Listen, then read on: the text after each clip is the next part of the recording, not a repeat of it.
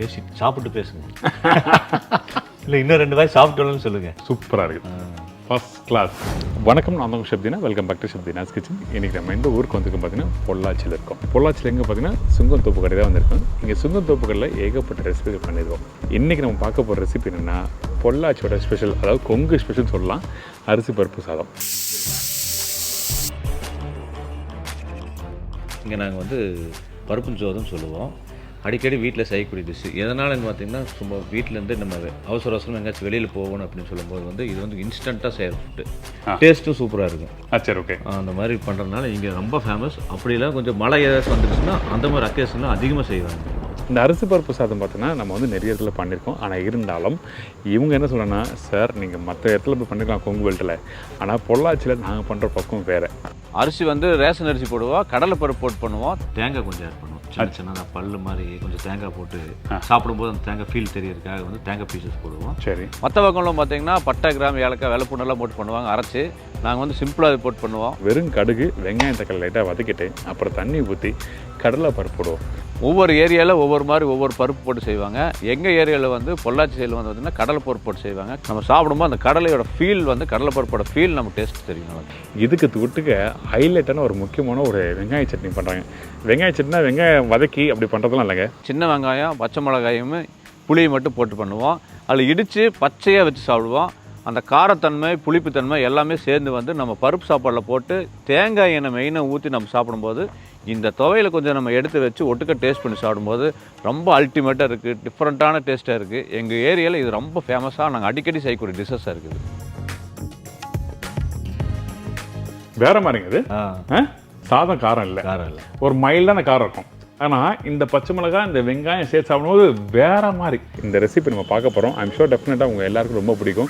வாங்க சுங்கத்தோப்பு கடைக்கு போயிட்டு நம்ம அருணன் இருக்கா பார்த்தீங்களா, அவரை மீட் பண்ணி அவர்கிட்ட இந்த ரெசிபி பற்றி தெரிஞ்சுக்கலாம். ஏன்னா இந்த ரெசிபி பார்த்தீங்கன்னா அவங்க வந்து அடிக்கடிக்கு அவங்க வீட்டில் பண்ணுற ரெசிபி.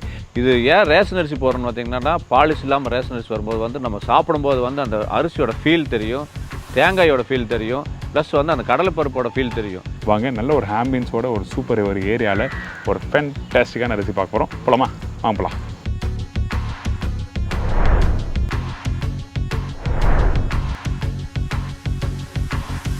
சார் வணக்கம். வணக்கம். சௌக்கியமா? சௌக்கியம், நல்லா இருக்குங்க. நீங்கள் எப்படி இருக்கீங்க சார்? ரொம்ப நல்லா இருக்கேன். பண்ணலாமா? ஸ்டார்ட் பண்ணுங்க. உங்கள் ஸ்டைல் பக்குவத்தில். இங்கே பொள்ளாச்சி எப்படி நல்லா அரைச்செல்லாம் போட போகிறீங்களா? அந்த பூண்டெல்லாம் அரைச்சி பட்டெல்லாம்? பூண்டு அந்த எந்த வேலையுமே இருக்காதுங்க, ரொம்ப சிம்பிளாக இருக்குது. நம்ம வந்து தேங்காய், அந்த சின்ன வெங்காயம், பச்சை மிளகாய், கருவேப்பிலை, மஞ்சத்தூள், மிளகுத்தூள், இது மட்டும்தான் நம்ம போடுறோம். அப்போ இந்த அரைச்சி பண்ணுற பக்கம் இல்லை, அது எதுவுமே இருக்காது, ரொம்ப சிம்பிளாக இருக்குங்க. இப்போ வீட்டு சாப்பாடுக்கு தனி ஒரு முக்கியத்துவம் இருக்கும், ரைட்டா? கண்டிப்பாக. ஆமாம். இன்னொன்று என்ன, பருப்பு சோறு வந்து பார்த்தீங்கன்னா ரேஷன் அரிசியில் செய்வீங்க. ஓகே.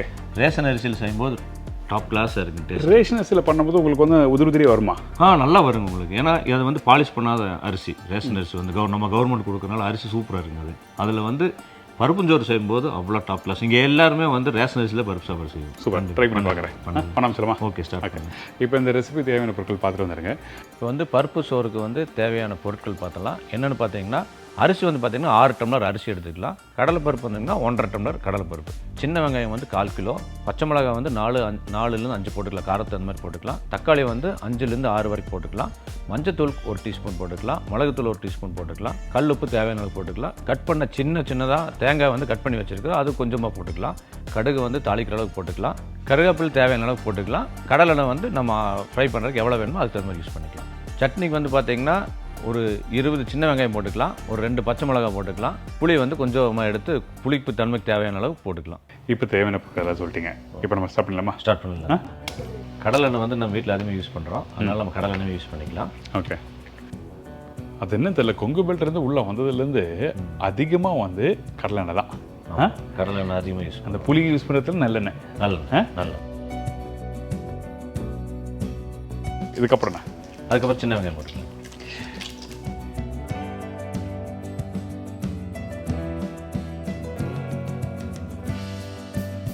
அடுத்து பச்சை மிளகாய் போட்டுடலாங்க. பச்சை மிளகாய் வேறு என்ன வேணுமா?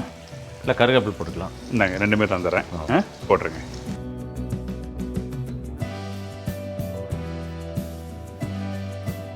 இதுக்கப்புறம் வந்து லைட் அளவாக, ரொம்ப வதக்கூடாதுங்க, அளவாக வதக்குறதுக்கப்புறம் தக்காளி போட்டுக்கலாம். சரி, ஓகே. இந்த வெங்காயம் வதங்குற பக்கம் இப்படிதான் இன்னும் ரொம்ப வதங்கக்கூடாதா? ரொம்ப வதக்கூடாது, ஏன்னா தக்காளி போடுறோம் இல்லைங்களா, அப்போ கொஞ்சம் லைட்டாக வதங்க. சரி, ஓகே. அதனால் இப்போ போட்டோம்னா அது ரொம்ப கரிகிற மாதிரி ஆயிடும். ஓகே. ஸோ வெங்காயம் வதங்குற பக்கம் இதுதான். இதுக்கப்புறம் தக்காளி போட்டுடலாம். இந்தாங்க, தக்காளி நல்லா பெருசு கட் பண்ணி போடுறீங்க. ஆமாம், இந்த சைஸில் இருக்கணும்.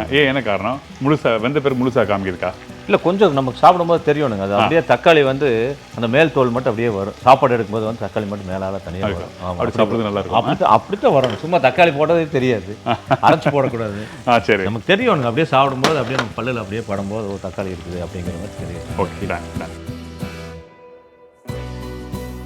தக்காளி வந்து இப்போ 1-2 நம்ம வதங்குற மாதிரி வதக்கிட்டு தண்ணி விட்டுடலாங்க. இப்போ தண்ணியோட அளவு என்ன, எப்படி ஊற்றுறோம், என்ன விஷயம்? தண்ணி வந்து அரிசி ஊற வச்சிருப்போம் இல்லைங்களா, அரிசி எவ்வளோ வச்சு ஊற வச்சிருக்கணுமோ அந்த பாத்திரத்தில் 2லேருந்து 2.25 அளவுக்கு நம்ம தண்ணி ஊற்றிட்டு போகணும். சரி, ஓகே. அதாவது பார்த்தீங்கன்னா இந்த இடத்துல 1 கிளாஸ் அரிசி நீங்கள் எடுக்கிறீங்கன்னா அதை 2லேருந்து 2.25 ஊற்றலாம் சொல்கிறாங்க. ஆமாம், அந்த மாதிரி. அந்த 2லேருந்து 2.25 கூட அந்த அரிசி ஊற பக்குவத்துக்கு ஏற்ற மாதிரி நீங்கள் 1/4 மடங்கு வந்து முன்ன பின்ன, ரைட்டா? ஆமாம். நம்ம தண்ணி வந்து அரிசி எப்படி ஊற வந்துருக்குதோ அதுக்கு தகுந்த மாதிரி நம்ம தண்ணி ஊற்றலாம். அது ரொம்ப நேரம் ஊற வச்சுட்டீங்க அப்படின்னா தண்ணியோட அளவு கம்மி பண்ணிக்கலாம்.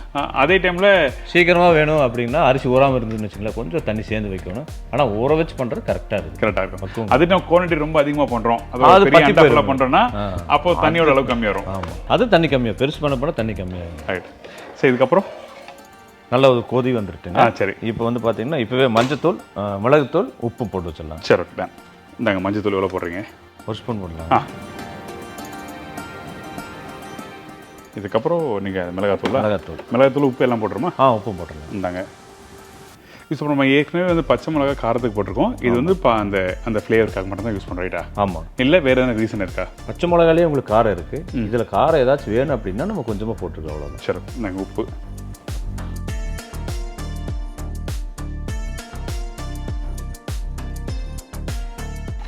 இப்போ இது கொதிக்கணுமா? ஆமாம், ஒரு கொதி பேருக்கு ரைஸ் கொதி வந்ததுக்கப்புறம் அரிசி போட்டு. அரிசி எவ்வளோ ஊற வச்சு? அரிசி வந்து 1/2 மணி நேரம் ஊற வச்சு. 1/2 மணி நேரம்.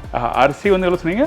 6 டம்ளர் அரிசி, 1.5 டம்ளர் பருப்பு. ஓகே. சில பேர் 1க்கு பாதி போடுறாங்களே, அந்த மாதிரி போடுறாங்க? இல்லை, அது பருப்பு நிறைய வந்துடுமே உங்களுக்கு, பருப்பு ஜோறு மாதிரியே இருக்காது. ஓகே, வெறும் பருப்பாக இருக்குது. ஓகே, அதனால பருப்பு கம்மியாக இருக்கும் உங்களுக்கு. 1/4 மடங்கு தான் வருது, ரைட்? 1/4 மடங்கு. ஆமாம், ஃபைன். சரி, ஓகே. இப்போ கொதிக்கிட்டோம், அதுக்கப்புறம் போடுறோம். கொதிச்சதுக்கப்புறம் அரிசி போட்டுடலாம். டன்.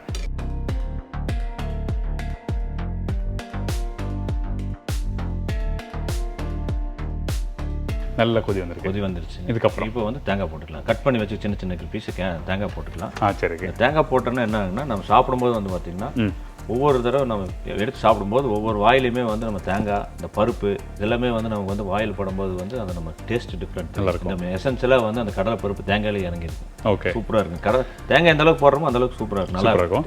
இதுக்கப்புறம் இப்போ நம்ம என்ன பண்ணுறோம்? இதுக்கப்புறம் அரிசி போடலாம். அரிசி இப்போ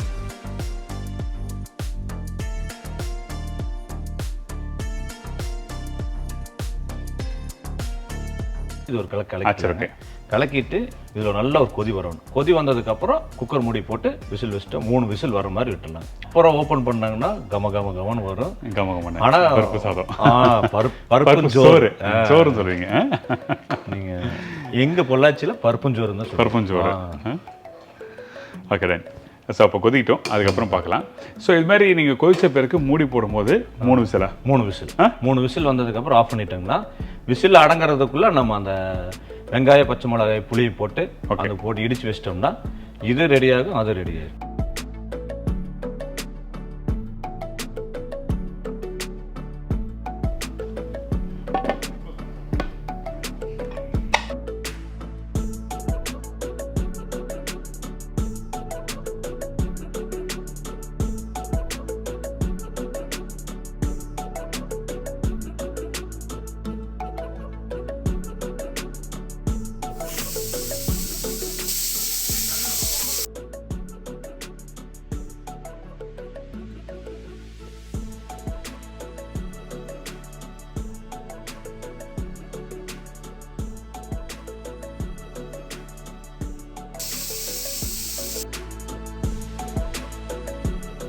தம்மும் ஆயிடுச்சுங்க.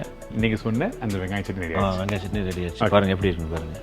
இது பச்சையாக இருக்குது. அப்படியே சாப்பாடு வச்சுட்டு ஓரத்தில் வச்சு அப்படியே இதை கொஞ்சம் எடுத்து வச்சு பிணைஞ்சு ஒட்டுக்க வச்சு சாப்பிடும்போது சூப்பராக இருக்கும். காரம் அதிகமாக இருக்காது? காரம் இருக்காது, புளிப்பு போட்டிருக்கும் இல்லையா, அந்த புளிப்பு போட்டிருக்கு, உப்பு போட்டிருக்கிறோம், அதனால வந்து காரத்தை அடக்கி கொடுக்கும். சரி, ஓகே. சின்ன வெங்காயம் இருக்கிறதுனால காரம் பெருசாக இருக்காது.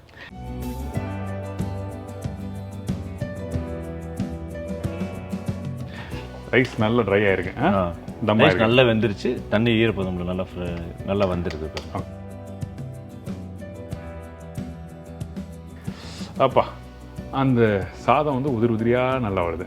கடலைப்பருப்பு ஒன்று முழுசு கடலைப்பருப்பு தெரியணும், அதுக்கு தான் கடலைப்பருப்பு போட்டுருக்கு. கடலைப்பருப்பு நீங்கள் சாப்பிடும்போது கடலைப்பருப்பு தேங்காய் தெரியும். கடலைப்பருப்பில் இந்த நம்ம போட்டிருக்கிற அந்த மசாலாஸோட ஃப்ளேவர்லாம் ஏறி இருக்கும், தேங்காயில ஏறி இருக்கும். நீங்கள் ரெண்டுமே வந்து ஒரு சைடு கடலைப்பருப்பு ஒரு சைடு தேங்காயில் வச்சு சாப்பிடும்போது அந்த ஃபீல். பருப்புஞ்சோறுனா இப்படி தான் இருக்கும். பருப்பு இருக்கணும், பருப்பு இருக்கும், முழுசாக இருக்கும், மசையக்கூடாது. சரி, ஒரு கரண்டி சோறு, பருப்பும் சோறு, அதாவது பருப்பு சோறு, பருப்புஞ்சோறு. எவ்வளோ தேங்காய் ஊற்றுறோம்? தேங்காய் கொஞ்சமா, சும்மா அப்படியே போதுமா? அது சும்மா லைட்டாக தானே. ஓகே, இதை வச்சு சைடில் வச்சு இப்போ இது எல்லாத்தையும் நல்லா மிக்ஸ் பண்ணுமா? ஃபர்ஸ்ட் தேங்காய் எண்ணெய் மட்டும் மிக்ஸ் பண்ணிக்கங்க. சரி. இன்னொன்று மிக்ஸ் பண்ணும்போது அந்த வாசம் வருது, பச்சை தேங்காயோட வாசம் வருது. அதுக்கு தாங்க நீங்கள் சாப்பிடும்போது எண்ணெயோட ஃப்ளேவர் உங்களுக்கு தெரியும், தேங்காய் எண்ணெயோட ஃப்ளேவர்.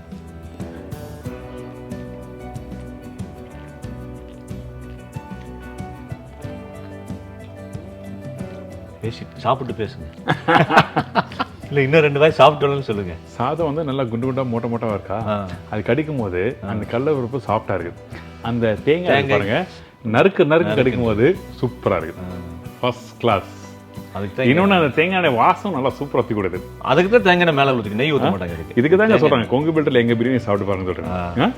கறி போடாத பிரியாணி அது செஞ்சு வச்சு அப்படியே ரெடி ஆனதையும் அப்படியே சாப்பிட ஆரம்பிச்சிடும், ஃபர்ஸ்ட் கிளாஸ். அது இந்த மழை காலத்துலலாம் பார்த்தீங்கன்னு வச்சுங்களேன், குளிருக்கு இது சூடாக சாப்பிடும்போது இன்னும் பிரமாதமாக இருக்குங்க. பச்சை இது வெங்காயம் இருக்கு இல்லைங்களா, அது கொஞ்சம் எடுத்து வச்சாடு.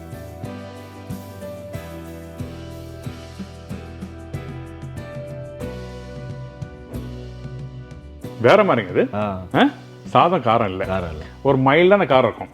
ஆனா இந்த பச்சை மிளகாய் இந்த வெங்காயம் சேர்த்து சாப்பிடும்போது வேற மாதிரி, அடுத்தவா எப்ப வருங்கிற மாதிரி இருக்கு, கேட்கற மாதிரி இருக்கு, உங்களுக்கு ஒரு ஃபீல் இருக்கு. அந்த மாதிரி உண்மையை சொல்றேன், ஃபேண்டாஸ்டிக் ரெசிபி.